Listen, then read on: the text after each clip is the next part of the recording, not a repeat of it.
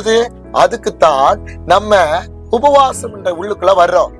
இது மாம்சத்தை மாத்திரமல்ல, சில தலைமுறை சாபங்கள், சில தலைமுறை கட்டுகள், சில பாவமான வழிகள் உடைக்கப்படணும்னா இயேசு கிறிஸ்துவே சொல்றாரு, இந்த விதமான பிசாசுகள் உபவாசத்தினாலும் ஜெபத்தினாலும் என்று என்ன செய்யாது, போகாது. அப்ப நம்ம உபவாசம் மாம்சத்தை நல்லா கவனிங்க, ஒடுக்கி உங்க சரீரத்தை ஒடுக்கி தேவ ஆவியில பலப்படுறது. அக்கிரமத்தின் கட்டுகள், நுகத்தடிகள், தலைமுறை சாபங்கள் உடைக்கப்படுறது. அப்ப முதல் போராட்டம் உங்களுக்கு, நீங்க எதை ஜெயிக்கிறீங்க? நீங்க உபவாசத்துக்குள்ள போகும் பொழுது மாம்சத்தின் இச்சையை ஜெயிக்கிறீங்க. அப்ப அந்த மாம்சத்தினால நீங்க உபவாசம் போட்டு இருக்கும் பொழுது தவறான படத்தினுடைய உணர்வுகள், தவறான சொப்பனங்கள்ல கெட்ட கனவுகள், அது போல பாருங்க, இந்த மாம்சம் எதுல எல்லாம் சிக்கி இருக்கிறீங்களோ அந்த பாவம் எல்லாம் உங்களுக்குள்ள என்ன செய்வான், போராடுவான். இது முதல் போராட்டம். இரண்டாவது கண்களின் இச்சை. இயேசு கிறிஸ்து 40 நாள் ஒன்றும் புசியாம, தான் லூக்கா 4:2 நம்ம பாக்குறோம், அவர் ஒன்றும் புசியாதிருந்தார். அவர் போய் 40 நாள் தன்னுடைய சரீரத்தை ஒடுக்கி தேவ ஆவியில பலப்பட்டு அவர் மிருகங்களோட சஞ்சரித்தாங்க. பாருங்க, தேவ வல்லமையினால நிரப்பப்பட்டு அங்க அவருக்கு பாருங்க முதல் போஜன இச்சையில விழுத்த பாக்குறான்.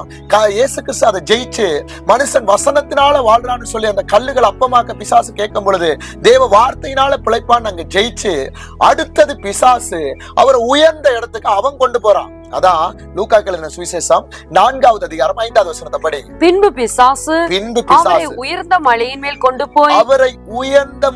கொண்டு போய் உலகத்தின் சகல ராஜ்யங்களையும் ஒரு நிமிஷத்திலே அவருக்கு காண்பித்து இவைகள் எல்லாவற்றின் மேலுள்ள அதிகாரத்தையும் இவைகளின் மகிமையும் உமக்கு தருவேன். இவைகள் எனக்கு ஒப்பு கொடுக்கப்பட்டிருக்கிறது. எனக்கு ஒப்பு கொடுக்கப்பட்டிருக்கிறது. எனக்கு இஷ்டமானவனுக்கு இவைகளை கொடுக்கிறேன். நல்லா கவனிங்க, எனக்கு இஷ்டமானவனுக்கு நான் என்ன செய்யறேன், அவைகளை கொடுக்கிறேன். ஏசப்பா அதுலயும் ஜெயிக்கிறார். நல்லா கவனிச்சு கொள்ளுங்க. அப்ப இரண்டாவது போராட்டம் உபவாசிக்கும் பொழுது உங்களுக்கு கண்களின் இச்சை.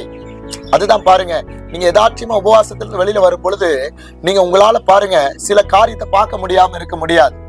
சில இடத்துல நபர்கள் பாருங்க கண்கள் மூலமா வருவாங்க. சில இடத்துல பாருங்க நீங்க தவற விட்ட உறவுகள் வரும்.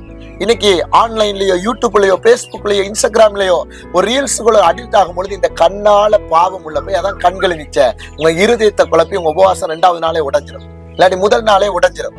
அப்ப கண்களின் இச்சை, கண்களின் போராட்டம். நீங்க கண்களால எதெல்லாம் பாக்குறீங்களோ தேவனுக்கு அசுத்தமானன்றதை எடுக்கக்கூடாது. அதான் உபவாசிக்கிற புள்ள எங்க இருக்கணும்னா அரை வீட்டுக்குள்ள ஜெபத்தோட தேவ பைபிள் வசனத்தை எடுத்து உட்கொண்டுட்டே இருக்கணும். உங்களுக்கு போஜனம் அதுதான். அப்பதான் இந்த உபவாசம் போடும் பொழுது உங்களுக்கு என்ன மாற்றம் சரீரத்தில் நடக்கும்னா, மாம்சத்துல இருக்கும் பொழுது நமக்கு ஆகாரத்தை